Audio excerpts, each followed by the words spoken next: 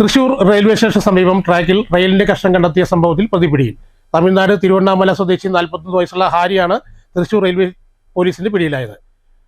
Rail കഷ്ണം ട്രാക്കിൽ കൊണ്ടിട്ടത് train കയറി പോകുമ്പോൾ 2 കഷ്ണമായാൽ എളുപ്പത്തിൽ കൊണ്ടുപോകാമെന്ന കണക്കുകൂട്ടലിൽ. വ്യാഴാഴ്ച പുലർച്ചെ 5 മണിയോടെയായിരുന്നു സംഭവം. തൃശൂർ റെയിൽവേ സ്റ്റേഷന്റെ തെക്ക് ഭാഗത്ത് 1ാമത്തെ പ്ലാറ്റ്ഫോം അവസാനിക്കുന്നിടത്തു നിന്നും 100 മീറ്റർ മാറിയാണ് റെയിലിന്റെ കഷണം ട്രാക്കിൽ കിടന്നിരുന്നത്. തിരുവനന്തപുരം ഭാഗത്തേക്ക് പോയ ഗൂഡ്സ് ട്രെയിൻ റെയിലിന്റെ കഷണം തട്ടിത്തെറിപ്പിക്കുകയായിരുന്നു. ആദ്യഘട്ടത്തിൽ അട്ടിമറി ശ്രമം ആണെന്ന കണക്കുകൂട്ടലിലായിരുന്നു റെയിൽവേ പോലീസ്. ഒപ്പം മോഷണ ശ്രമവും തള്ളിക്കളഞ്ഞിരുന്നില്ല.